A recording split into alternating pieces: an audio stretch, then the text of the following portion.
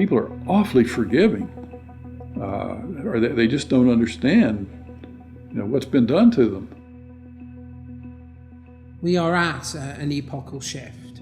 We're at a point where the West could tip into complacent and quite well off redundancy, or we could play a decisive role in the future. What the banks did was reprehensible. That was why there was the outrage at the greed of the bankers when we gave them money that was supposed to help them lend to others, but they decided to use that money to pay themselves bonuses. For what? For record losses? We are governed by corporations today, often by corporations that don't have very much interest in the United States of America. I don't know what happened, man. What happened to the United States? It went so far in the ditch. At what moment did it all go bad? Was it disco? Was it Donna Summer? Is that what killed America?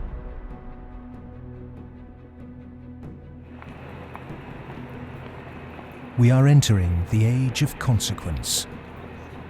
A rapacious financial system, escalating organized violence, abject poverty for billions, and the looming environmental fallout are all converging at a time when governments, religion, and mainstream economists have stalled.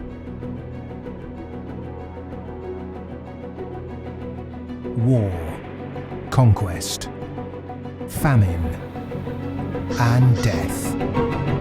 The four horsemen are coming.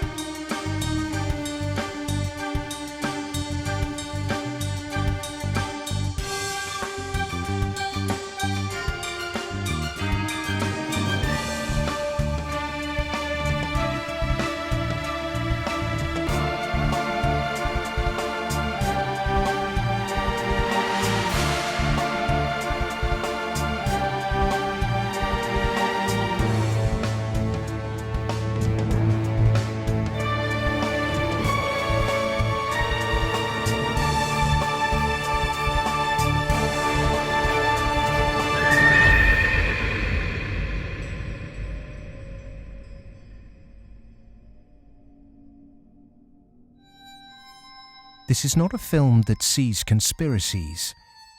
It's not a film that mongers fear. It's not a film that blames bankers or politicians. It's a film that questions the systems we've created and suggests ways to reform them. Over centuries, systems have been subtly modified, manipulated, and even corrupted, often to serve the interests of the few. We have continually accepted these changes, and because man can adjust to living under virtually any conditions, the trait that's enabled us to survive is the very trait that has suppressed us. Most societies have an elite, and elite tries to stay in power. And the ways they stay in power is not merely by controlling the means of production, to be Marxist, i.e. controlling the money, but by controlling the cognitive map, the way we think. And what really matters in that respect is not so much what is actually said in public, but is what is left undebated, unsaid. For centuries, gatekeepers have manipulated our cognitive map. But in 1989, a computer scientist by the name of Tim Berners-Lee implemented the first successful communication between an HTTP client and server. The World Wide Web was born. It has since unleashed a tsunami of instantly accessible, freely available information. Just as Gutenberg's printing press wrestled control of the cognitive map away from an ecclesiastical and royal elite, today the internet is beginning to change governments, finance, and the media. We are at the cusp of change. But to enact it, we must first understand the things that have been left unsaid for so long. To do that, we need context from people who speak the truth in the face of collective delusion. Because to understand something, is to be liberated from it.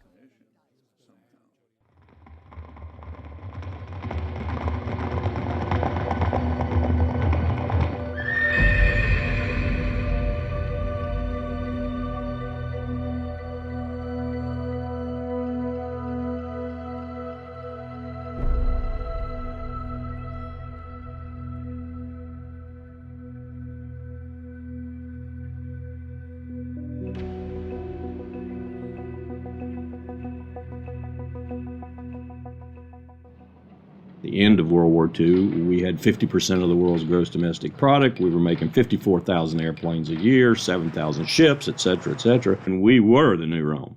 And we recognized it and devised a power management scheme in the 1947 National Security Act to, we thought, manage it. And it worked fairly well during the Cold War. But we haven't done anything since, and I think that's another sign of our inability to grasp the new world, if you will.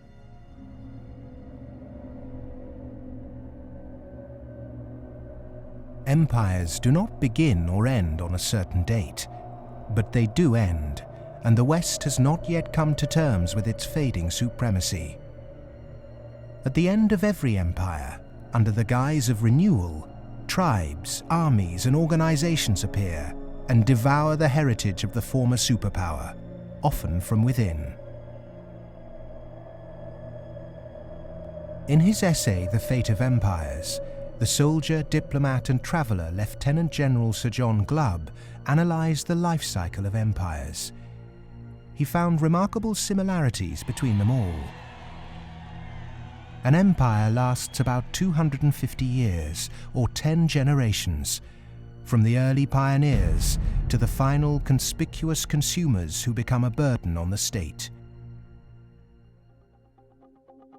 6 ages defined the lifespan of an empire.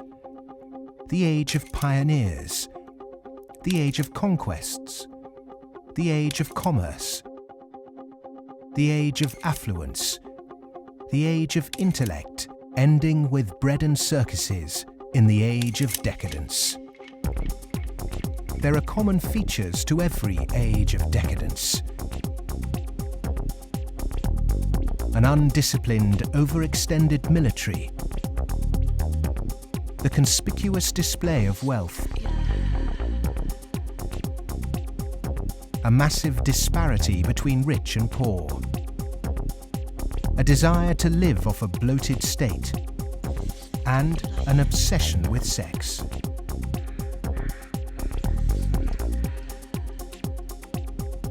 But perhaps the most notorious trait of all is the debasement of the currency.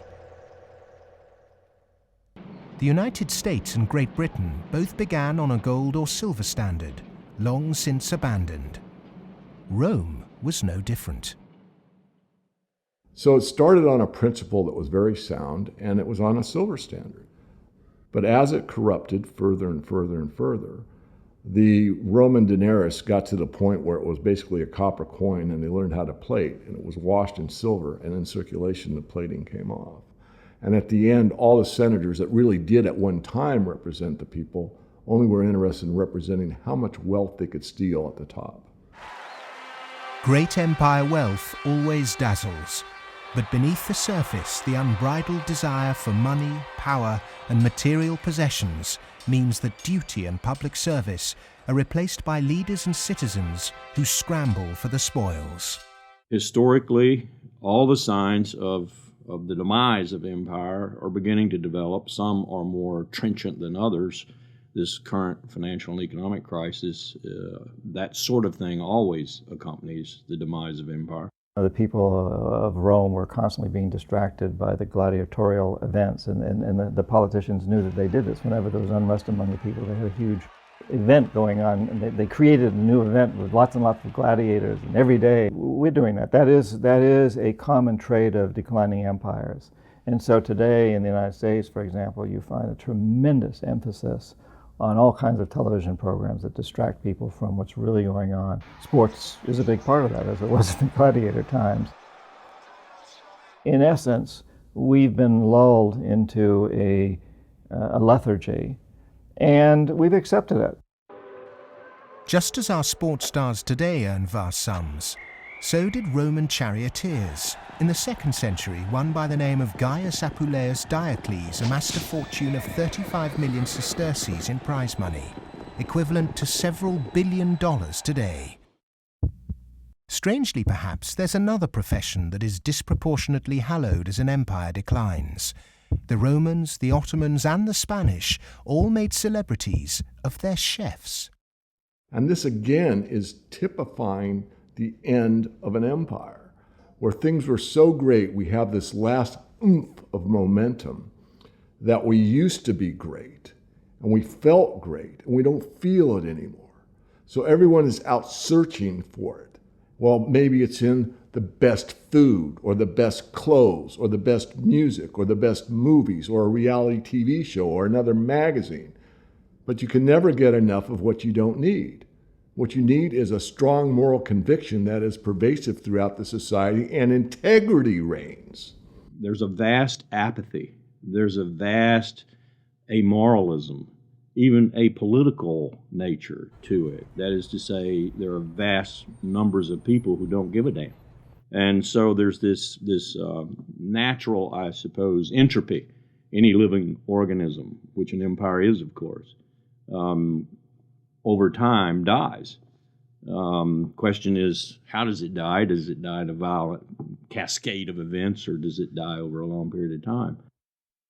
The baby boomer generation were born into this age of decadence.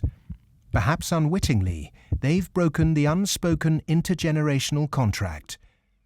Through unfettered consumerism, spiraling house prices, and a desire for eternal youth, the baby boomers have squandered future generations' inheritance. My generation, the generation right after my generation, I think we forgot that little phrase in the preamble to our Constitution, which says, "and our posterity." All of a sudden it became us, period. The baby boom generation, which I'm a part of, has gone and done the biggest misallocation of capital in the history of mankind. We have had cheap oil, or cheap energy is a better way to phrase it. We've had an abundance of ideas, and we have chosen a system and perpetuated it that is probably one of the worst ways to use the blessings that were bestowed upon us. And we are going to pay a price for that. Human beings are inconsistent and paradoxical. We hope for peace and immortality, but continually invent new ways to destroy each other. We're capable of the kindest, most noble acts and the most horrific atrocities. Human beings are complex creatures. I mean, for example, we're capable right now, at this minute, of acting in such a way as to make it likely, if not certain, that our grandchildren are going to face terrible disasters. And we're consciously acting to accelerate that likelihood, even though we all love our grandchildren. How can you be more contradictory than that? In spite of all the economic activities of last 50, 60, 70 years since the Second World War, and all the industrialization, we have not yet managed to solve the problem of poverty, deprivation, hunger, malnutrition. Millions of people every night go to bed without food, and millions of people are throwing away their food. Waste on the one hand, and poverty and deprivation and hunger on the other hand. Malnutrition on the one hand, and obesity on the other hand. What kind of system have we created? Why, with such brilliant knowledge on the planet, are we still struggling to distribute wealth fairly? How has the human race developed a flawed system of government and economics that serves the few at the expense of the many? And with such poverty in an age of plenty, why have we not had the will to change such a vicious social structure? Greed is the fundamental kind of ingredients for the immoral economy. The problem is not that there's not enough in the world. People say that there's a poverty, we have to create more wealth. There's enough in the world for everybody's need, as Mahatma Gandhi said, but not for anybody's greed.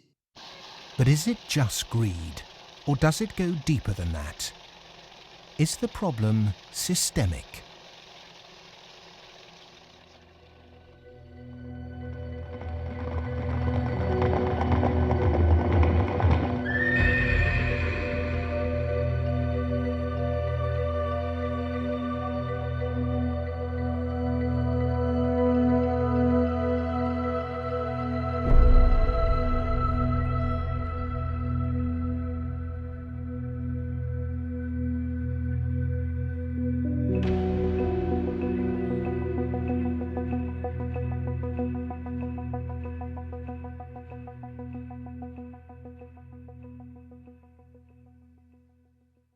As a civilization, we've obviously had a great run.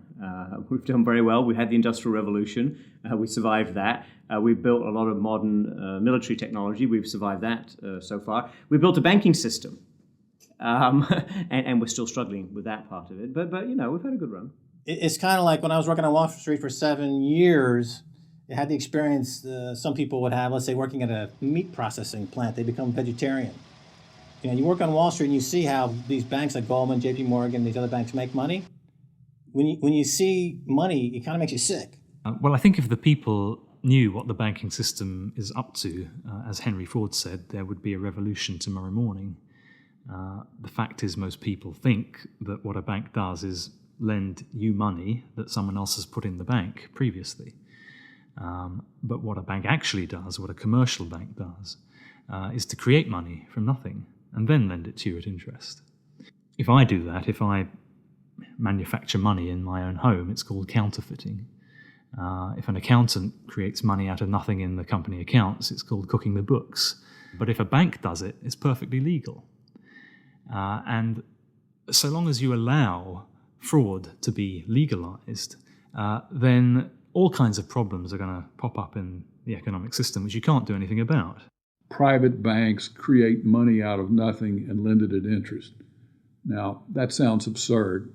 When I teach sophomores, about money in banking and how banks, they never believe it. And so you have to go through it again and again. Yes, banks really do create money. They really do. Here's how it happens. And it's absurd, and they're right to doubt that could possibly be what's really going on. But it is. Now, if the banking lobby is very strong, they're going to say, well, we don't want to change this system. We're making so much money out of it. What we have to do is, A, try and convince the people that it's their fault, that their wage claims are too high, and that's why we're having lots of inflation, or people are speculating on housing, and that's why house prices are going up. What they're not going to say is that this is happening because banks are creating money out of nothing and pumping it into the system, and that's why prices are going up. But how is it that we've ended up with a system in which banks have the power to create money? Since 1971, when President Nixon took the United States off what was left of the gold standard, the world has operated under a system of money known as fiat. The dollar, the pound, the euro are all government fiat currencies. Fiat is a Latin word meaning let it be so. It is the law that this government currency be money. Indeed, without that legal enforcement and the fact that we must pay taxes with this money, that dollar bill or that computer digit that represents a dollar would be pretty much meaningless. Only the government has the power to issue fiat money, but banks can create it through lending. Over the last 40 years, since this system of fiat money became the global norm, the supply of money has grown exponentially. In fact, we've seen the greatest growth in the supply of money in history. But who benefits? Of course, those that have the power to issue money, governments and banks. Then, those companies and individuals that get this money early. They can spend it before the prices of the things they want to buy have risen to reflect the new money in circulation. In other words, they get services, products or assets cheap. But prices soon rise, So holders of assets such as houses or shares will then see gains without there necessarily being any improvements to the company or house in question. Often this can lead to speculative bubbles. But what about those at the bottom of the pyramid? Those on fixed wages or incomes, those who live in remote areas, or those with savings? By the time this newly created money has filtered down to them, the prices of the things they want to buy have increased. Their savings buy them less, however, and their wages remain largely unchanged. In some cases, they have to take on debt just to be able to afford the things they were previously able to buy, which means they have to go back to the banks. In reality, this process of creating money only redistributes wealth from the bottom to the top of the pyramid, and thus that ever-increasing gulf between rich and poor gets bigger and bigger and bigger. Well, when you get off the gold standard and you go into a fiat money currency, combined with a fractional reserve banking system, you end up compounding debt faster than you can ever possibly produce to support that debt. So eventually you're going to find yourself back into debt slavery.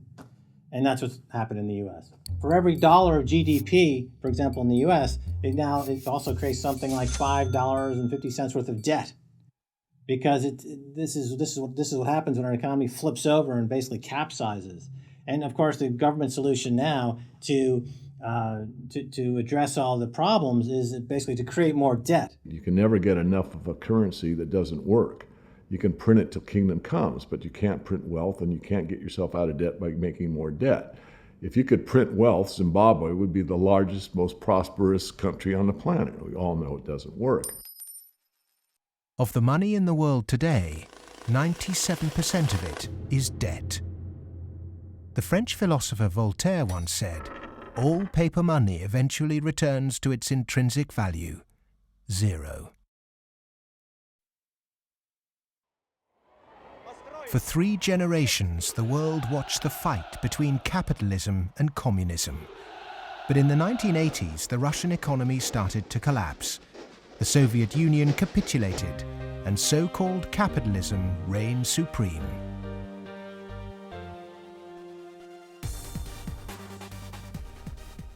Before 1989, we had a battle between communism and the market. And in that battle, there was a sense of, let's not expose the flaws in the market economy.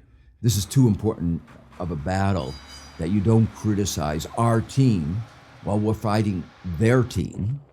And their team, associated with authoritarianism, with a failure to deliver well-being to their society, it was very clear that if you had to choose between these two, which was better? Communism failed first for various reasons. I think it was inefficient, human rights, lack of respect, so forth. So capitalist West has been continuing in a triumphalist mode, thinking, our adversary has failed. That means we're doing everything right. Both systems are trying to do something which is fundamentally impossible, grow forever. And they're both going to fail. One failed first. Capitalism's going to fail later, or it's failing now. America right now is in a very interesting position because in the past 200-300 years of its history, it's a culture and country which has almost always existed on the assumption that resources could be expanded. If there was a problem, you always try to deal with it by expanding the pie. Go west, young man. Make the pie bigger so that everyone's got a bigger piece. Now it's facing a world where possibly resources are beginning to be more constrained and where it's going to have to divide up that pie and inflict pain on people. And that's something which it is not well prepared for. How has the country moved so far from the intentions of its founding fathers? How has the American dream become so distorted? Over the last 30 or 40 years, capitalism has taken this extreme form. And a lot of it goes back to the economist Milton Friedman from the Chicago School and Ronald Reagan and Margaret Thatcher and others buying into these policies that really encourage people to take on huge amounts of debt, encourage privatization, smaller government supposedly, although bigger military, so actually the government spending goes up. Deregulation, getting rid of rules that govern the people who run our institutions, especially our corporations. It's as though we suddenly are supposed to believe that the human beings who sit at the top of corporations don't need to be regulated. They're some sort of gods. Milton Friedman, his protégés the Chicago Boys, and the neoclassical ideology beat the classical approach to economics and became the framework for what we today call capitalism. There are two main competing economic approaches which determine how we humans manage the world and distribute wealth. These are the classical and neoclassical schools. The classical school favours less government interference, more personal autonomy, and recognises that humans cannot function without natural resources. The neoclassical school, which has a more dismissive view of natural resources, thinks government should rule the economy, solve social problems, and leave the free market to look after the distribution of wealth. The neoclassical school emerged around 100 years ago due to vested interests' desire to protect their assets. This meant that neoclassical mathematical models and assumptions were divorced from reality. They're based on what ought to be, instead of the classical models which are based on what actually is. It's these neoclassical models, which favour large corporations, that have been used to legitimise the financialisation of the global economy. Championed by Ronald Reagan and Margaret Thatcher, neoclassical economics still dominates policy-making today. The Reagan Revolution, as we call it in the United States, obviously the Reagan-Thatcher Revolution, if you think about it more globally, was a big change in power structure and a big transfer of opportunity and wealth. Now, it's not that the poor gave it to the rich. It was a transfer within the well-to-do, so that the financial sector, in particular, in the United States, for example, but also in the UK and some other places, became vastly more profitable, and wages in that sector went up a lot. I mean, we focus on bonuses, but it's also base salaries went up a lot, overall compensation. So there's a transfer from the non-financial part of the economy to the financial part of the economy that actually is unprecedented as far as we can see in any of the available data to us. And I'm talking about all of recorded human history. In 1932, in the aftermath of America's great stock market crash, a piece of legislation was passed to protect society. The Glass-Steagall Act was introduced to separate ordinary high street banking from investment banking. 67 years later, in 1999, under the influence of Treasury Secretary Larry Summers and his predecessor Robert Rubin, President Bill Clinton repealed the Glass-Steagall Act.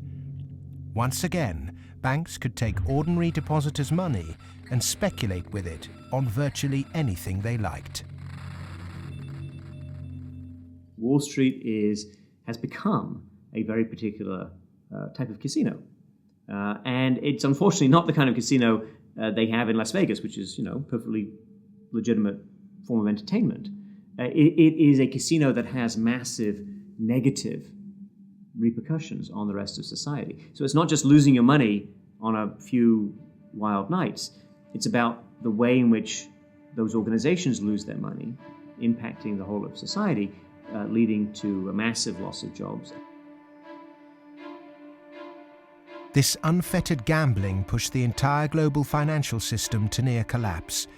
With balances and debt obligations larger than the GDP of entire countries, the banks had become too big to fail. The West was unprepared, and bankers met their reeling and disorientated governments. You have to bail us out. We need money. If you don't give us the money, the whole thing goes down. And what are you going to do with millions and tens of millions of people who have lost everything in their bank account? You will have a revolution on your hands. So fork over the money. Borrow the money, create it out of nothing, and give it back to us, and so that we can face our problems and not go under, or otherwise. And this is what Mr. Hank Paulson did in the U.S. Congress. He went there one day and he told them, well, look, we need $700 billion, and we need it now, or else. Is this system we call capitalism really capitalism? In a capitalist system, government is supposed to be small. But today the state is more bloated and invasive than it's ever been. Individuals and companies are supposed to operate in a free market. Good enterprise is rewarded with profit, and flawed enterprise with failure. But during the 2008 banking crisis, the people saw the Western economic system divided in a way they were told could never happen. Socialism for the rich, capitalism for the poor. And in America, for example, the banks that got in trouble got bailed out by the government. That's socialism. And people are arguing against socialism in America, and yet it's probably the most socialist country in the world right now. We have a system which isn't even a proper capitalist system. Rich people make mistakes that they don't get punished. Poor people make mistakes that they get punished. Yeah? Or even worse, that they don't make any mistake and they are forced to pay for the mistakes of the rich. When the taxpayer is footing the bill for the misplaced speculation of bankers, then suddenly, instead of the economy serving the human being is now in perpetual service to amoral financial organizations.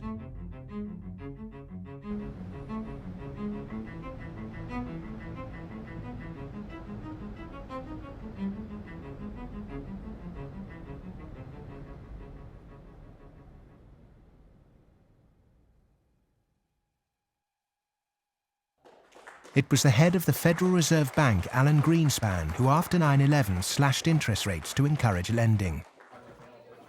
Bankers needed new participants to keep cash flowing into a system that had become a global pyramid scheme.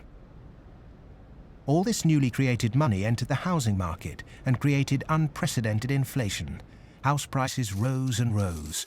New mothers were forced back into the workplace to service huge home loans, and the Anglo-American dream became all about land speculation. The housing market in the West isn't about ownership. The housing market in the West, because it's the only way ordinary people can get ahead, and ordinary people can't get ahead but by wages. What we've created is a mass bubble economics around housing. As that sucks in a huge amount of capital, takes capital for genuine innovations in the economy, and puts it into a speculative use that has no genuine productive outcome. It's interesting, if you talk to people in Germany, for example, they don't see a connection between owning a piece of property and being inclined towards being democratic. There's lots of people who rent their housing there, and they're perfectly comfortable with that arrangement. But it is true that in somewhat different contexts, both Mr. Reagan and Mrs. Thatcher pushed for more people to own housing. And actually, this is part of the problem, because if you push people to buy housing before they're ready, and if you push very dubious loans on them, and they don't understand what they get themselves into, you can have huge adverse repercussions, exactly what led to, in part, the subprime housing crisis in the United States. That's not anything to do with democracy, that's just a bad economic idea. The breakthrough that occurred around the year 2000 in the United States was when bankers found out that the poor are honest. And they realized that if you're poor, if you're not rich, you have a different set of values. And you think that a debt is a debt, and it's something that has to be paid.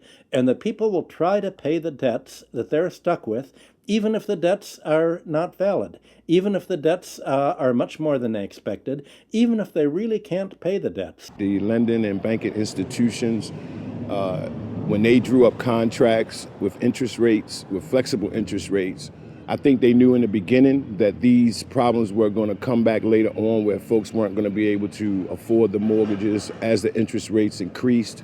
It put a lot of people in situations where they were taking food out of refrigerators, taking kids out of higher education. They're not able to afford college anymore.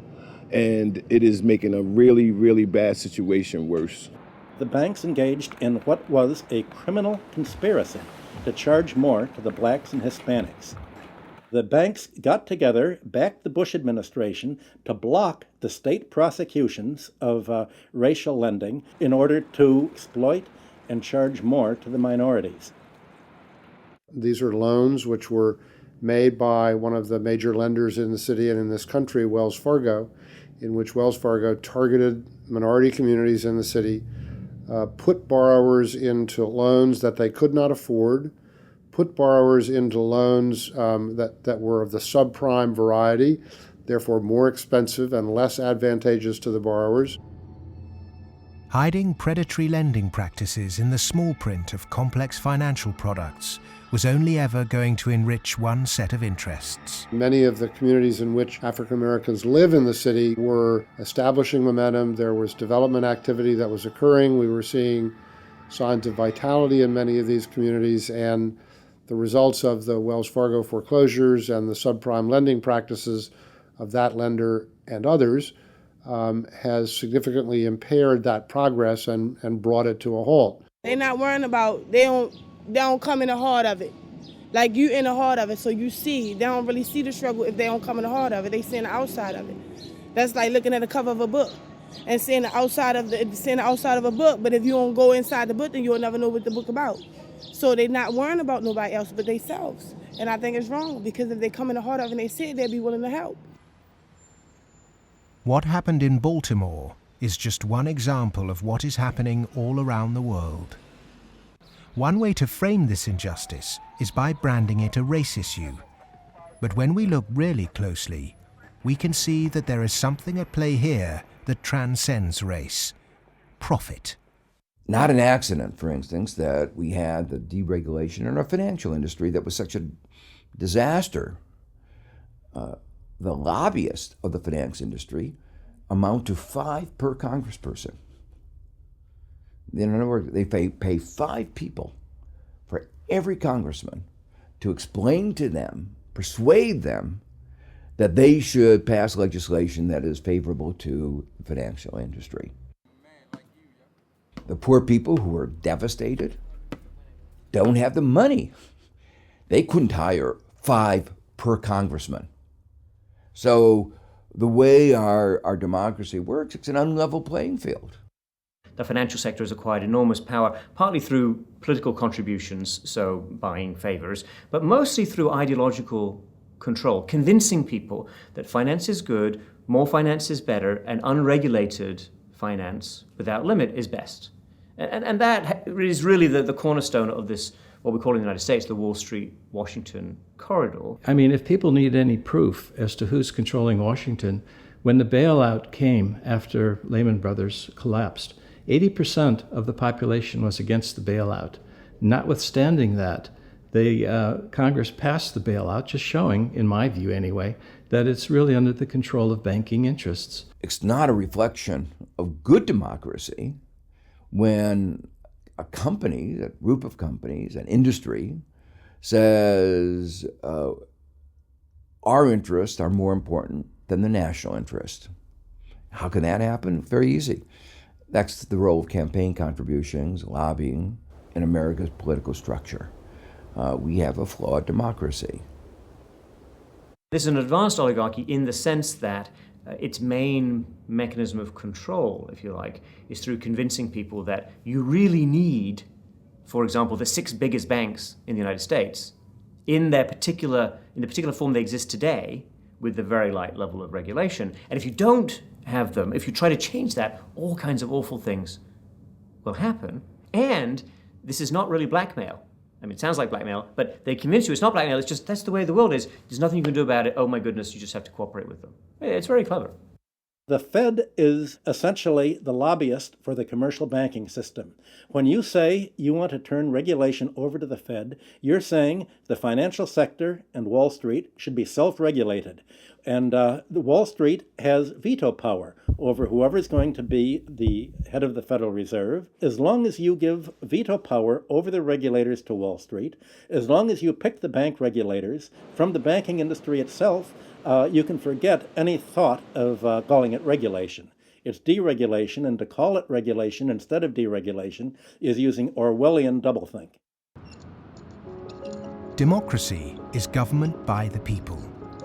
Plutocracy is government by the rich. In a typical plutocratic state, economic inequality is high, social mobility low, and because of continuous exploitation of the masses, workers find it nearly impossible to climb out of poverty. The equal voting rights movement in the early 20th century abolished a system where rich people had more votes than poor people.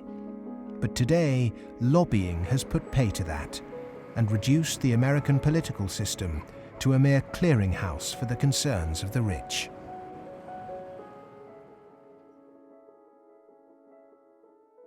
The Goldman Sachs machine is one of using profits to buy influence in Washington, to change laws, to make it easier to make money on Wall Street, to be used to buy influence in Washington. So it's a self-reinforcing malfeasance machine that is continuing to grow as a parasite in the economy and continuing to kill the host. Famous for claiming it did God's work, Goldman Sachs is one of the most influential investment banks in the world.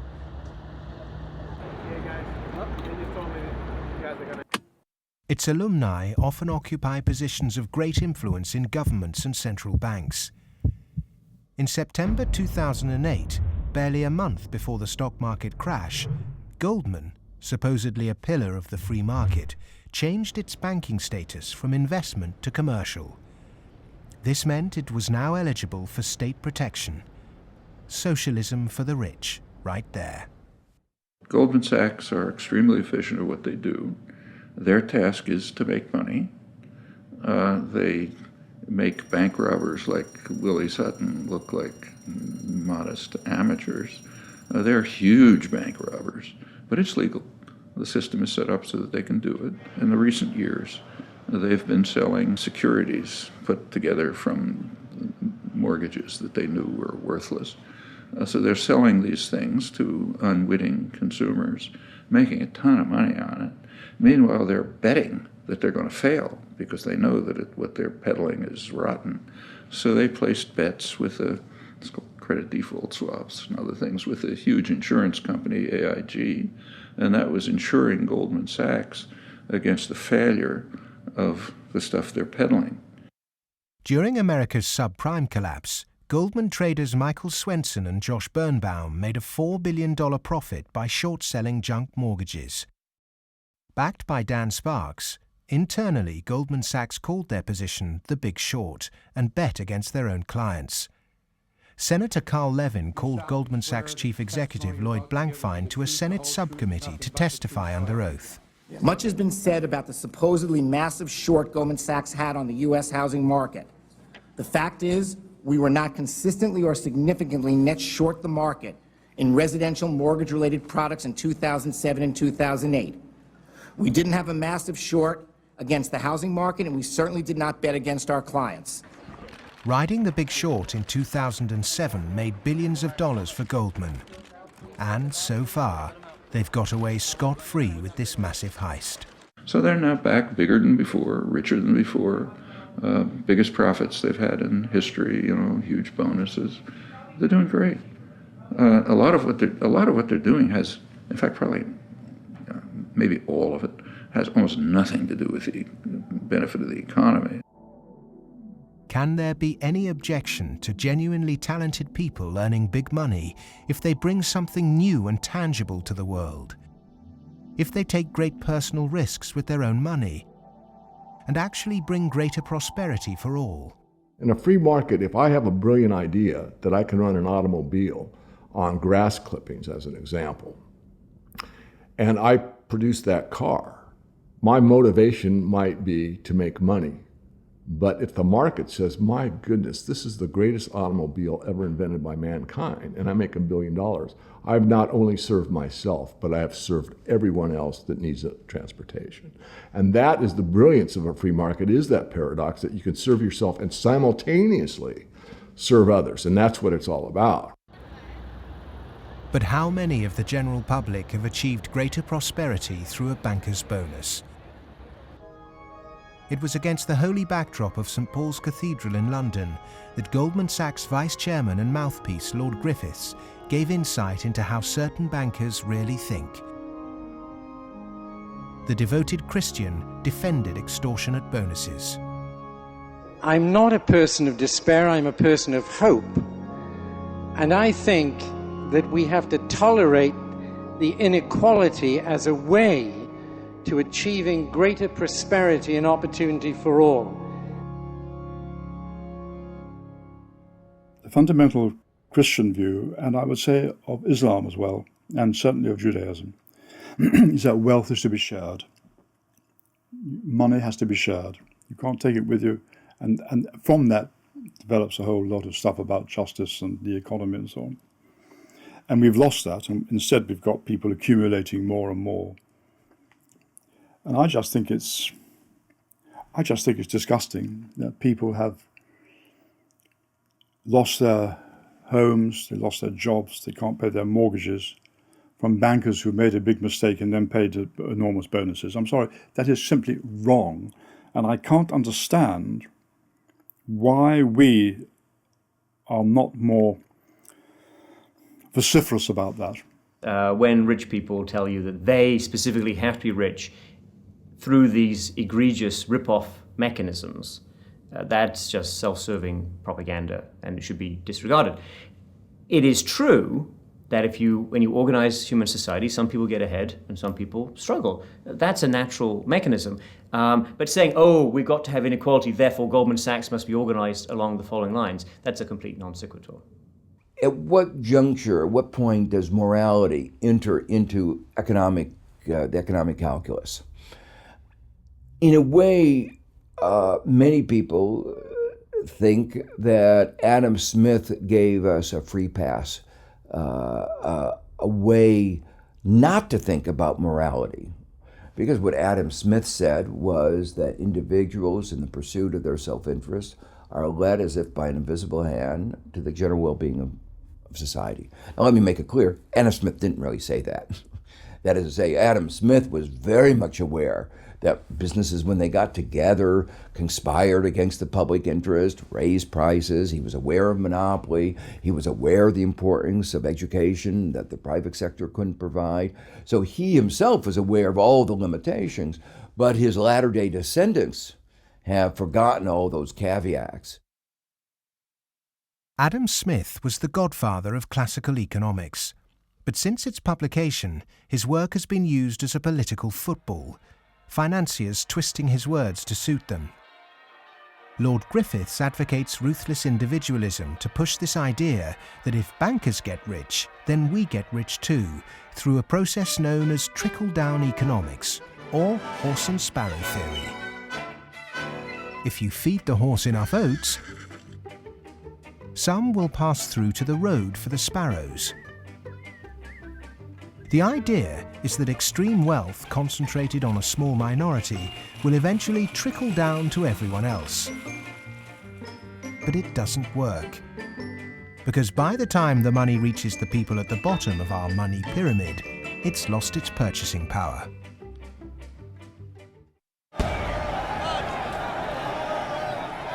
But the public are now confused as to why our political leaders have allowed this to happen, and quite naturally now ask why. Because our political processes are badly flawed. They're badly flawed because of the dependence on lobbyists, on campaign contributions. So that's why, my view and a view I think of a lot of people is that we have to restructure our political processes to give more voice to the ordinary citizen and less voice to the interest group, to the moneyed groups, to those who have taken such a large role in shaping our tax code, our regulatory regulations, and so forth.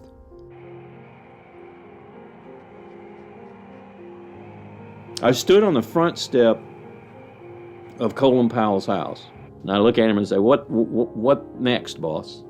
And he said, "What do you mean?" And I said, "What next? Where are you going next?" "I'm going to write my book." I said, "No, I know you're going to write your book, but you're not going to do that for the rest of your life. Where are you going next?"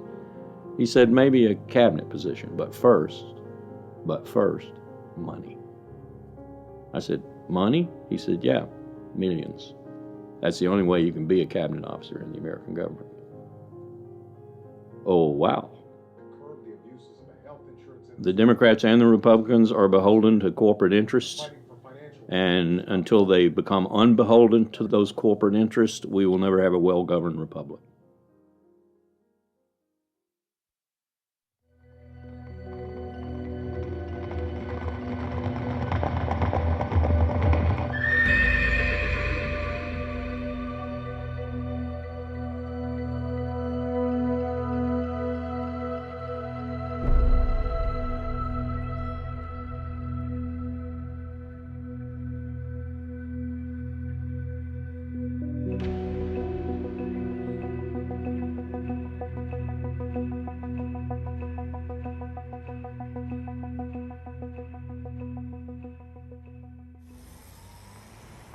The inherent iniquity in our system of money, banking and politics has not just had consequences domestically, but also on a massive scale globally.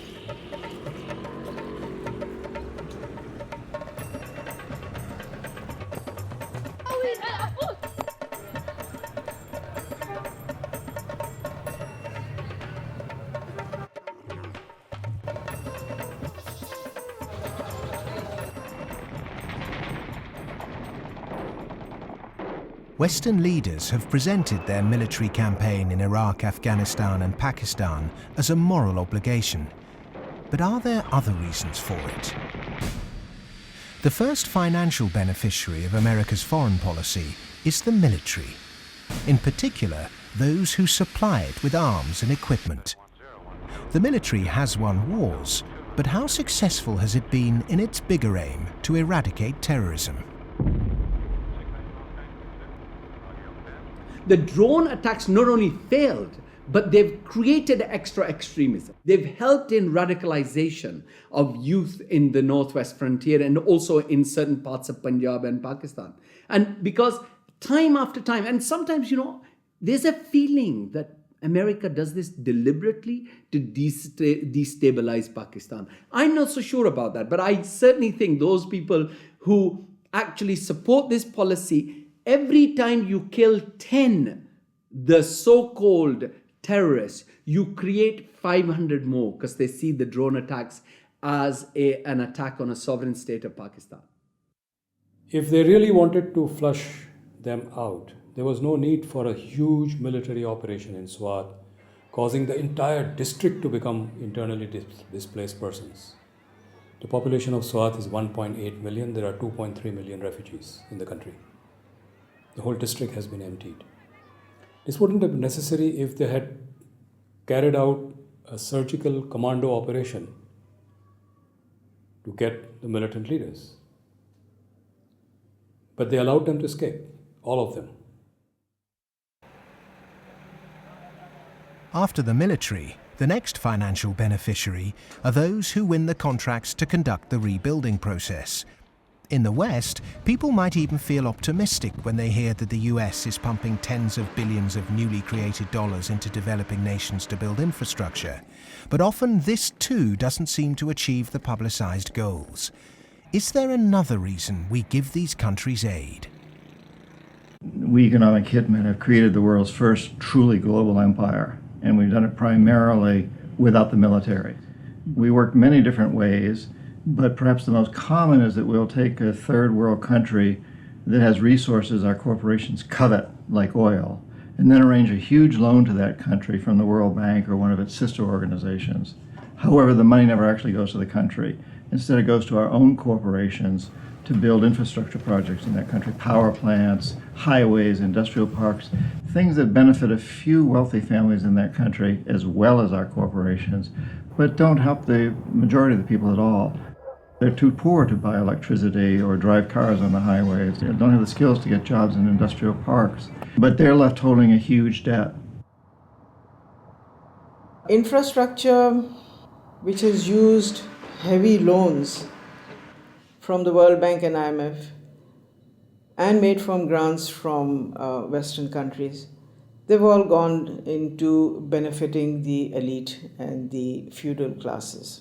They have not benefited the people.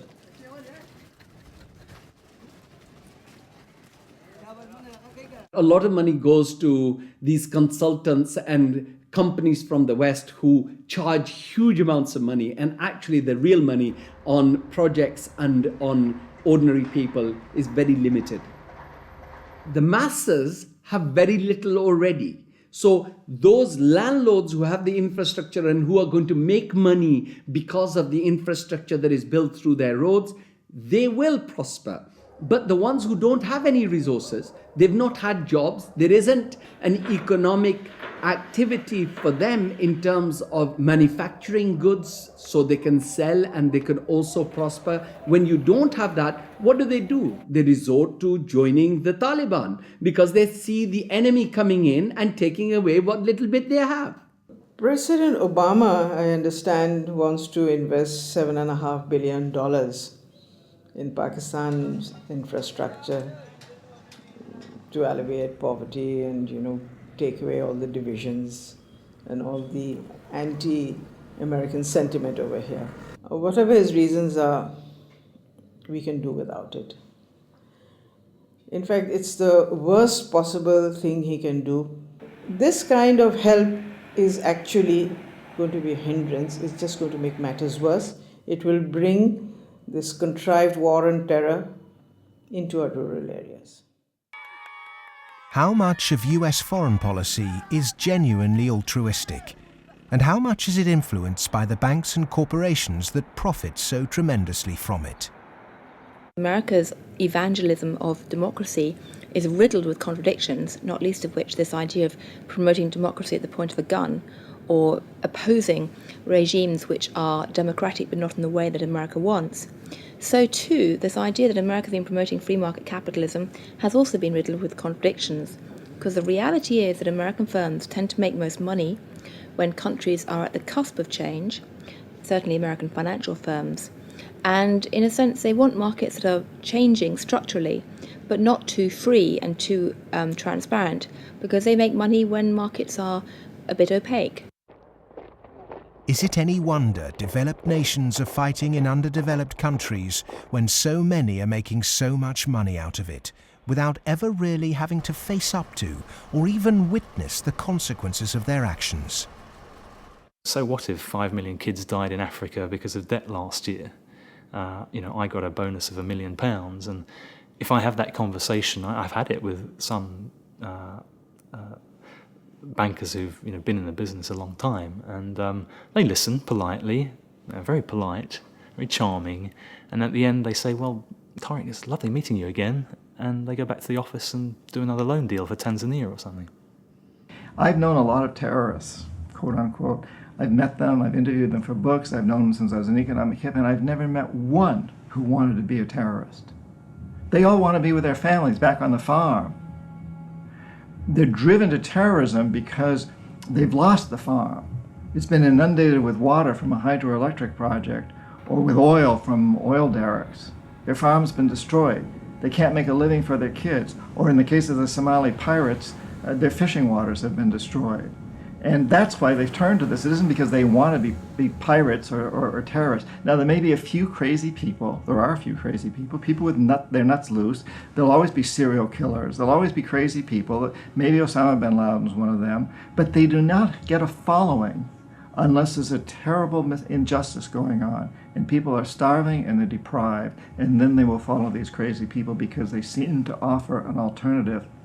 If we want to do away with terrorism, if we want to have what we in the United States call homeland security, we've got to recognize that the whole planet is our homeland.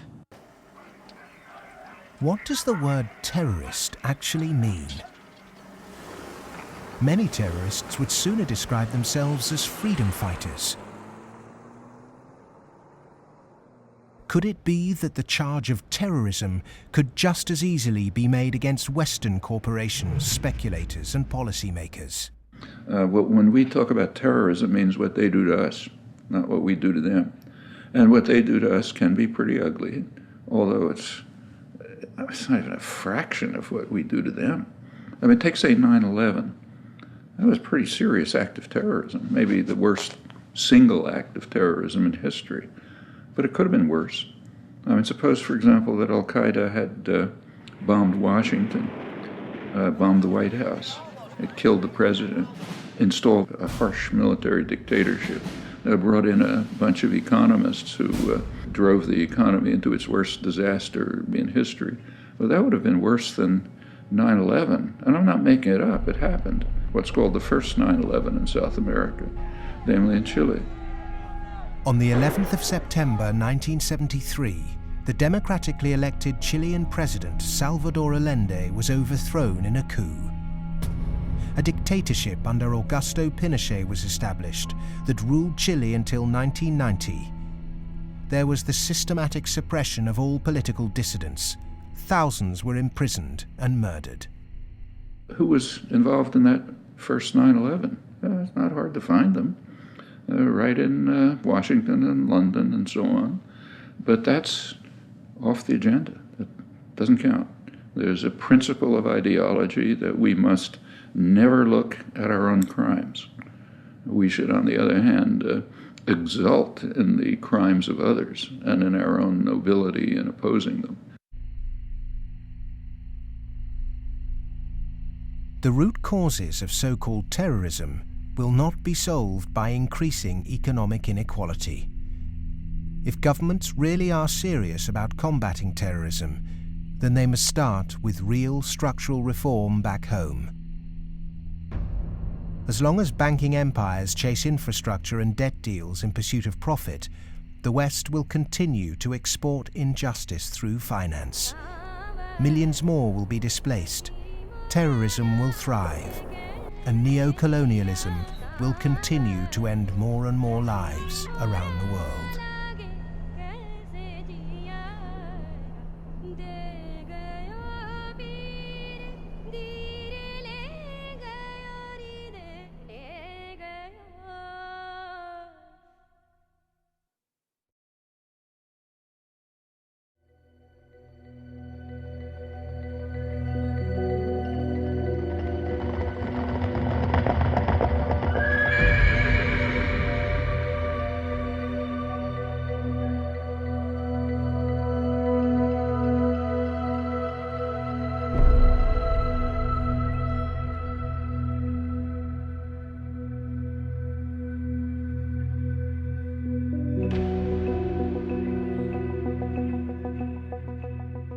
What's happened is that we have moved from a relatively empty world to a relatively full world. That is, empty of us and all of our stuff to now full of us and all of our stuff.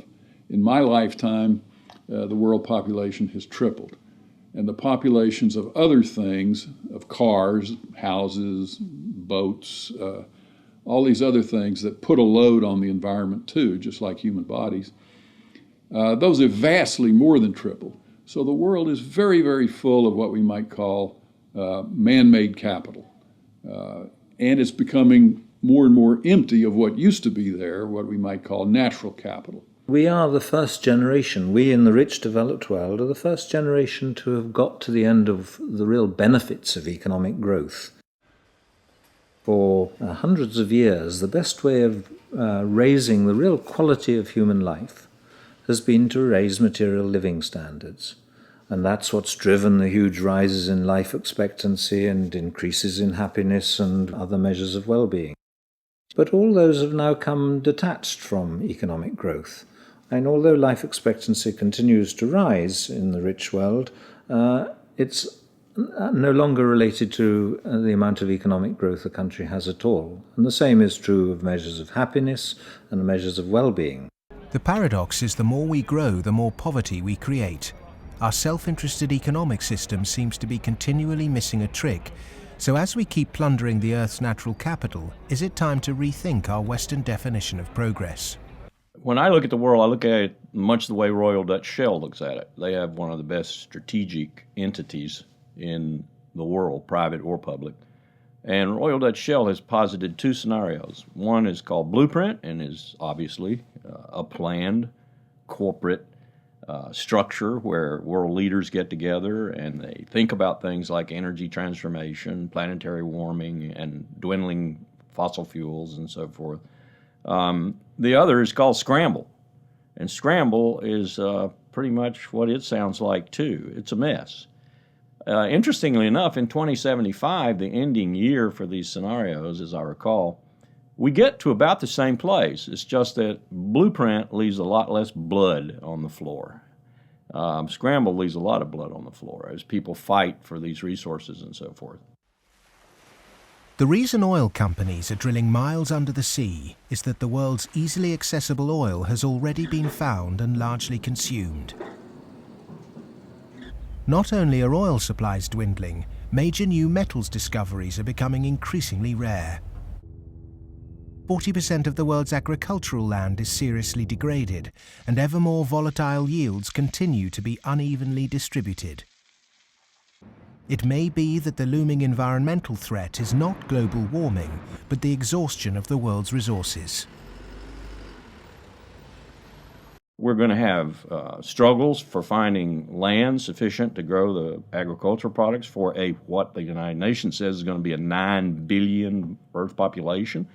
We're going to struggle over non-renewable fossil fuels as they run out. I think Shell posits about 2075 they'll be gone.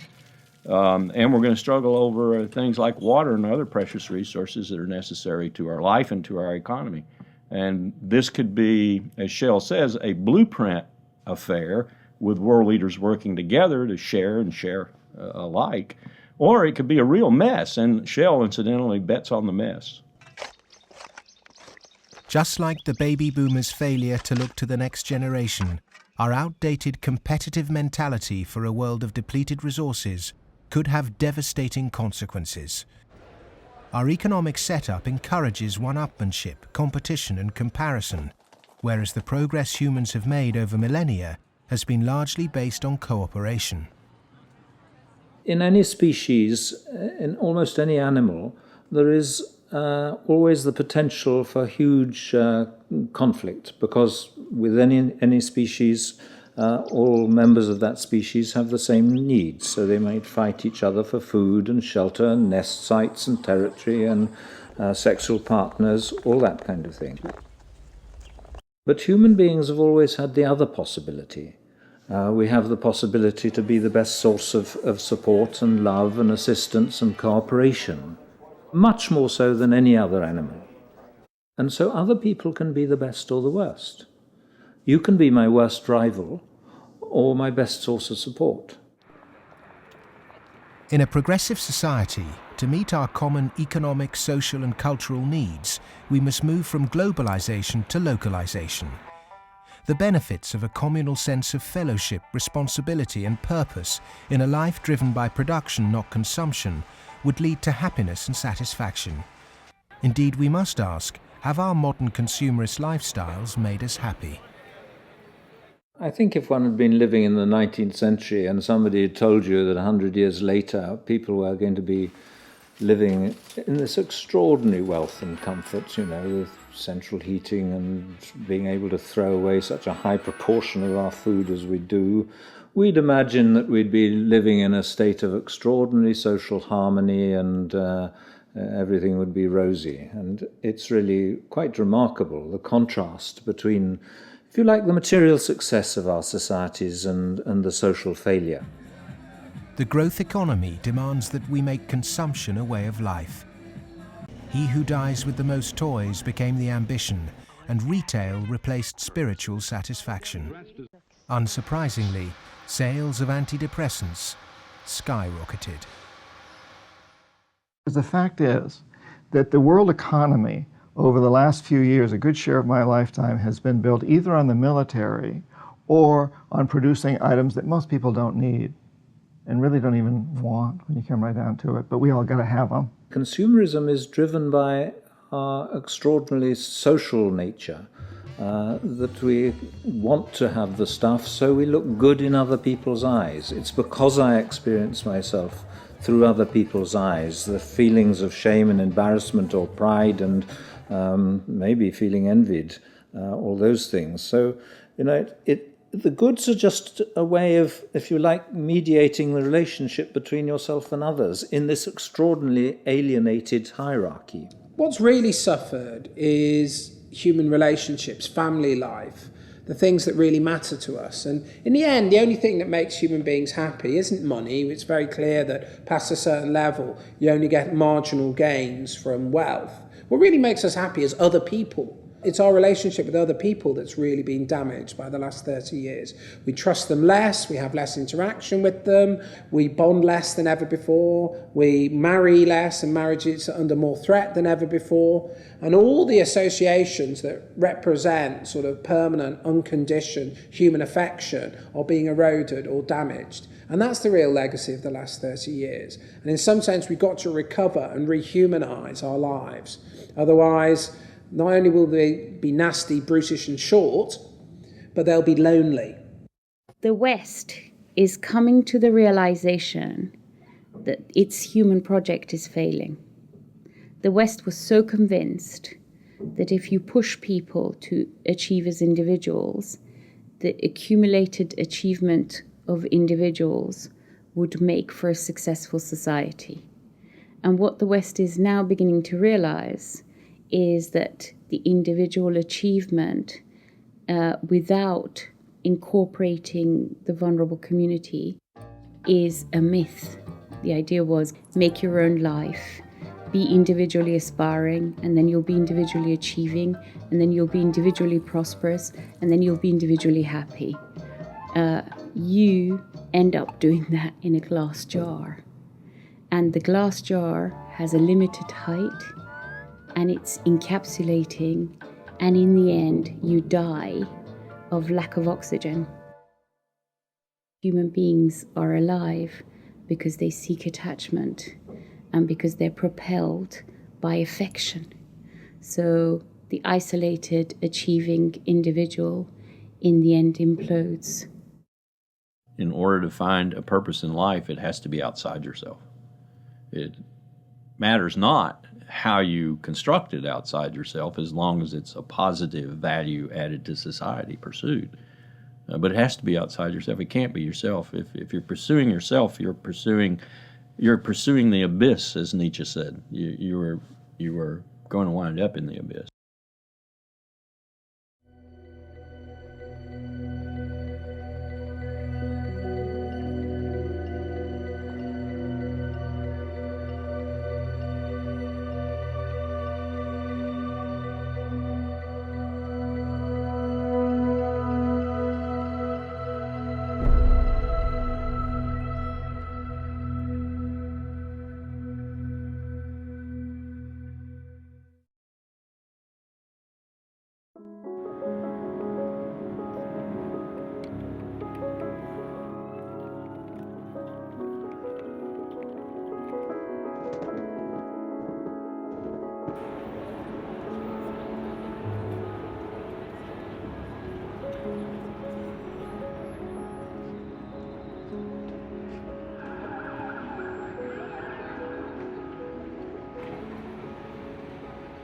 One of the most powerful cultural frameworks that shapes the way we think today in the West is the Hollywood film construction.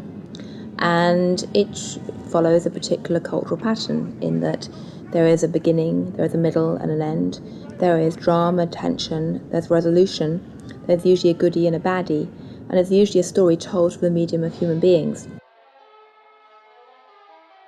This Hollywoodization of the way that people communicate and the way they tell stories about themselves and view their recent history has very much impacted how we look at the financial crisis, in that people look at the beginning, the middle and the end. They look at the drama around Lehman Brothers and they wanted, say, a resolution, and they wanted baddies, they wanted sacrificial victims as well.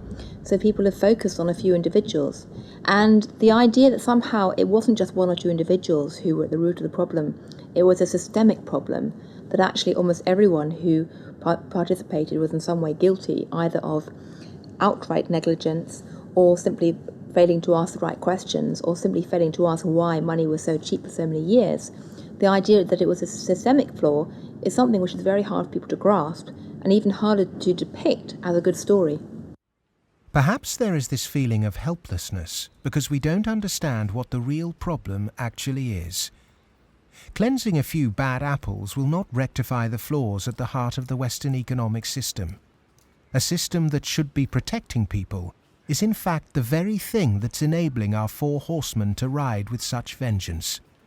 The modern-day four horsemen: a rapacious financial system, escalating organised violence, abject poverty for billions, and the exhaustion of the Earth's resources, are riding roughshod over those who can least afford it. They gallop unchallenged because the cognitive map that's been put in place by our schools, universities, and our media does not encourage us to question accepted norms. Instead, there is apathy. In a sense, I think we're rather depressed societies. We've got used to the idea that there's nothing that can be done. There is no alternative, that, we're never going to deal with these environmental problems and we live in a dog-eat-dog society and that's it. I think what we have to take away from this is a recognition that most of these problems can be very substantially improved by making our societies more equal, reducing the income differences, and that also helps us to solve the environmental problems. We can reach a society that is qualitatively better for all of us. Well, the apathy is sort of engineered because you don't have any discussion of this in the public media. Hardly by surprise, the public media are owned by the real estate and the financial interests, and they're not going to explain to people the integration between the financial, insurance, and real estate sectors, the fire sector. There's this disinformation going on, passing the buck, denying what the real driving factors are. All of these are common strategies. In fact, even in education, you can see that banks have helped to set up universities. They've funded them. They fund think tanks. They have educational foundations. They own newspapers. All of this stuff is going on as a kind of propaganda exercise so that the people don't actually work out what the problem is. You should not assume because you don't have a background in economics or in law that these issues are somehow too complex for you. They're not complex at all. It's very simple. It's about power, and it's about democracy, and you understand that just as well as I do. One source of this disinformation is the neoclassical school of economics.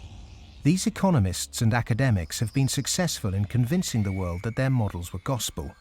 But just as Gutenberg's printing press was revolutionary in the 16th century, today we're at the dawn of internet enlightenment, which will remove the cloud of ignorance upheld by academic and media gatekeepers. Education can be a form of mass mind control, and it's astonishing that today neoclassical economics continues to be taught in all Ivy League universities. I do get letters from students in economics departments at other universities.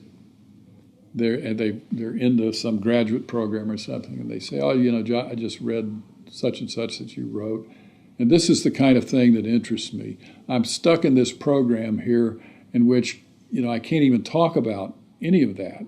What's your advice? What should I do? What they're teaching you is what you're going to have to oppose.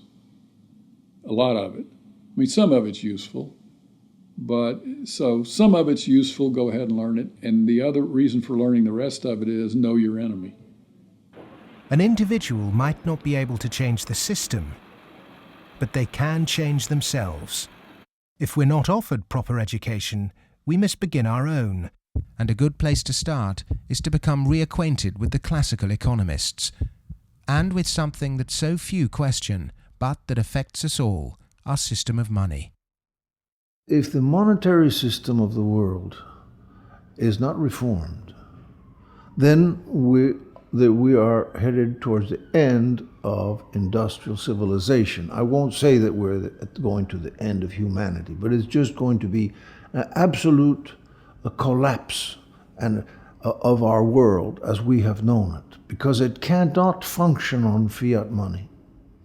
And none of those who are responsible for this want to admit it, but that is the fact. The fiat system of money is a man-made law, and it's been abused. Is there a form of money whose law is not set by man? When you look at natural law and gold, I sort of describe gold as being a natural form of money. All of the gold that's been mined throughout history still exists in its above-ground stock. It's about the size of 2.5 Olympic swimming pools if you put all that gold together in one place.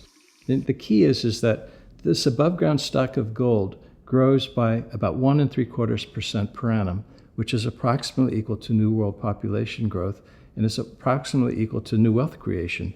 So as the net result of this is that you have this very good consistency in gold's purchasing power over long periods of time, because the supply-demand equation is very much in balance. To achieve human liberty, you really need to have sound money, and gold is the only way to do that, because only gold is outside of the control of politicians. With modern man-made monetary processes, a chronic excess of debt has built up at every level of society. Debt is now regarded as normal. It isn't. It's a form of slavery. But how much do we question our debt? And what should we now do about it? The classic example, most recently, of a debt cancellation was the German economic miracle in 1947. The Allies canceled all domestic and international German debts, except for the debts that employers owed their employees for the previous few weeks, and except for a basic working balance that everybody was able to keep in the bank in order to buy food for the next few weeks or so. Essentially, you would follow the 5 or 6 pages that the currency reform of 1947 did in Germany. You would start with a clean slate. That means that everybody would own their property free and clear. And the problem here is that you'd wipe off the savings that are the counterparts of that. That actually would not be such a bad thing if you look at the fact that the wealthiest 1% of Americans have concentrated an enormous amount of wealth in their own hands, more than at any earlier time since statistics have been kept.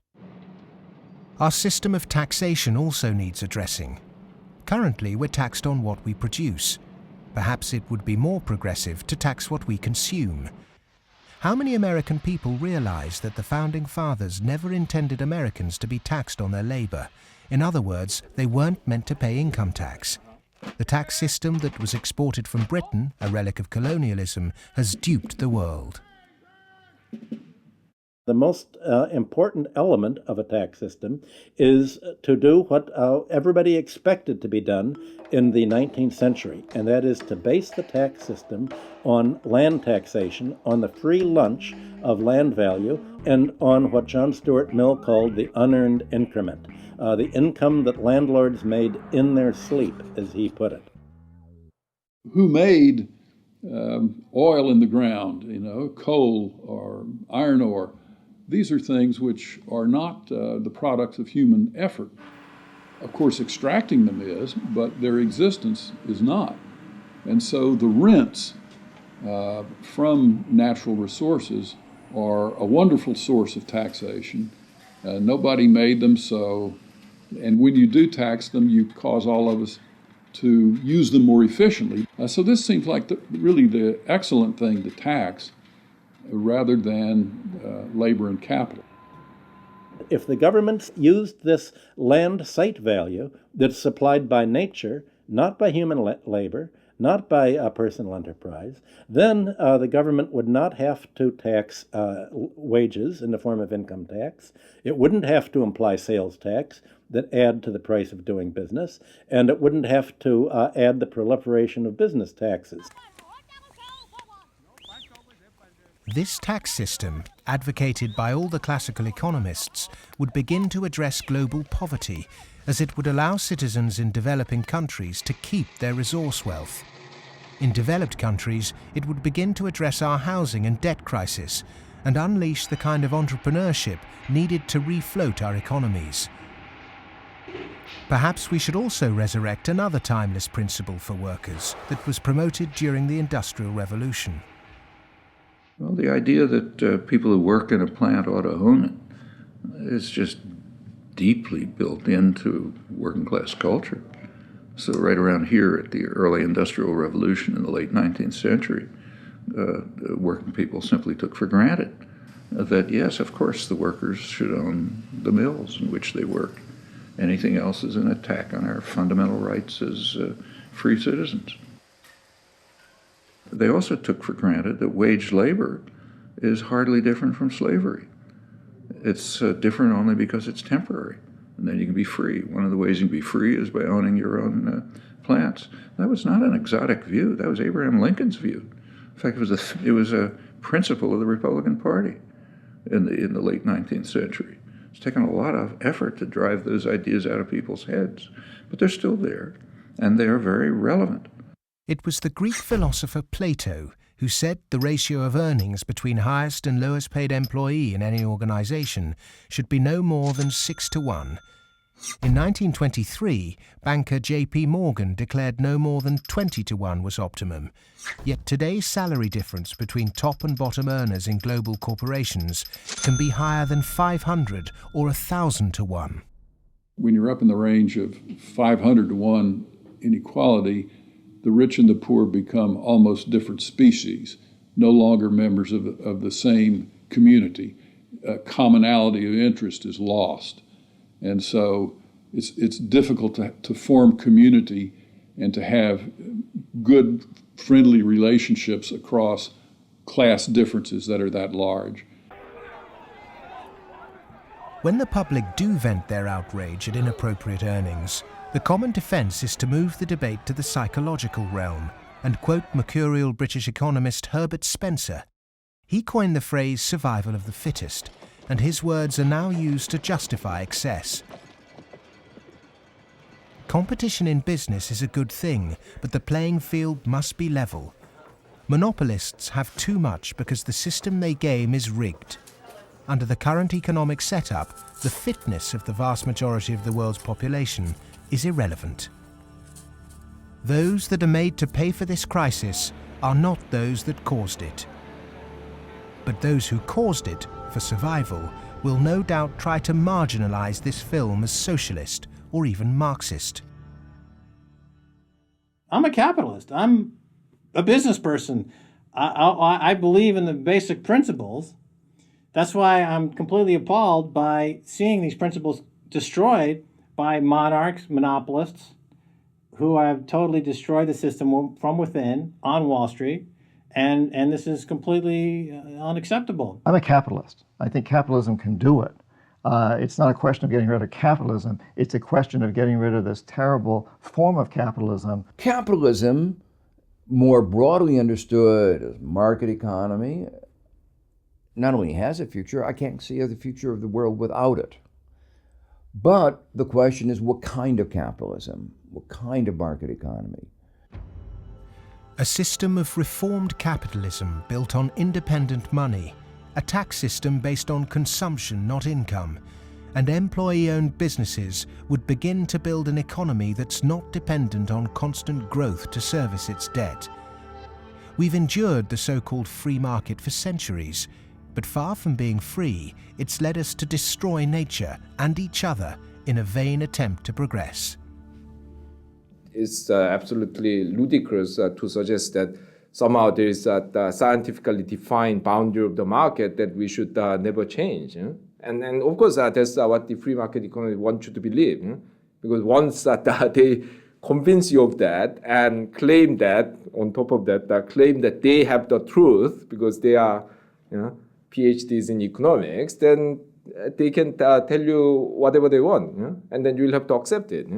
But that's where we have to take these guys on. Politics is about drawing the boundary of the market. When you think about it, a lot of things have been taken out of the market over the last 2-3 centuries. 2-3 centuries ago, you could buy and sell human beings, child labor, a lot of things that you wouldn't imagine you could buy and sell today. So, over time, we have redrawn this boundary, and there's nothing wrong with redrawing the boundary again. Things that were considered absolutely reasonable in the 1850s, like selling any chemical on a street corner and telling you that it's a pharmaceutical drug that will be good for you, things like that were absolutely commonplace then, are now serious criminal offences. Well, the same thing will be true of active money management in 100 years. The breakdown we saw in the Great Depression and witnessed again at the beginning of the 21st century occurred because in the name of growth, much was taken out of the system by those who contribute very little. Multinational corporates and banks will always want to grow without having to compensate those people who actually do the work to produce the surplus. In the past, every time too much was taken by those who contributed little, people rose up to halt the violent practices enacted by a tangible enemy. Today, the question is, with such a formless enemy pervading every element of our economic and democratic process, can it be done again? Of course it can be done again. Look, it's a cycle. We're not debt peons, but maybe rats running around a little wheel in somebody's big cage somewhere. The finance rises, finance becomes organized. You make a lot of money in banking. It's easy to go out and buy politicians. But the essence of democracy, the essence of American democracy, is this is a repeated confrontation, a repeated showdown. And in the 1830s, Andrew Jackson beat the second bank of the United States. In the early 1900s, Teddy Roosevelt beat J.P. Morgan and John D. Rockefeller. In the 1930s, Franklin Delano Roosevelt, FDR, beat everyone from Wall Street. And now we have to do it again. the one single thing that makes me optimistic rather than cynical, pessimistic, is my students. First, I do not see the desire to go to Wall Street amongst them. I see the opposite. Second, I see a disdain amongst them for people who are motivated. Not just they don't want money, I see a disdain amongst them for people who do just want money. The crises we face today are created by humans. And what is created by humans can be changed by humans. So we are all capable of transforming our world. Revolutions are philosophical. Getting organized and preventing the culprits camouflaging the real problem means it's possible to embark on a bloodless revolution against the violent organizations and barbaric leaders who've trashed the economy. Central banking, rigged capitalism, land speculation, income tax and neoclassical economics have corporatized democracy, stunted progress, perverted the course of human destiny and compromised the future of this planet. If these issues aren't addressed, then the next implosion will be on a scale unimagined. Whatever the propaganda, at the beginning of the 21st century, central banks' unregulated cheap money pumped up land values, which created an unsustainable asset bubble in a world that once again operates a rigged tax system that enriches entrenched privilege. Neoclassical economics have ruined life for the bottom billions, tempted everyone into intergenerational conflict, and created massive suffering that has no limits. Human beings go mad in crowds and come to their senses slowly and individually. History is littered with examples of people who threw themselves off the yoke of oppression to adopt radical change, only to end up with popular new rulers that maintain the status quo. To really understand something is to be liberated from it. Dedicating oneself to a great cause, taking responsibility, and gaining self-knowledge is the essence of being human. A predatory capitalist's truest enemy and humanity's greatest ally is the self-educated individual who has read, understood, delays their gratification, and walks around with their eyes wide open.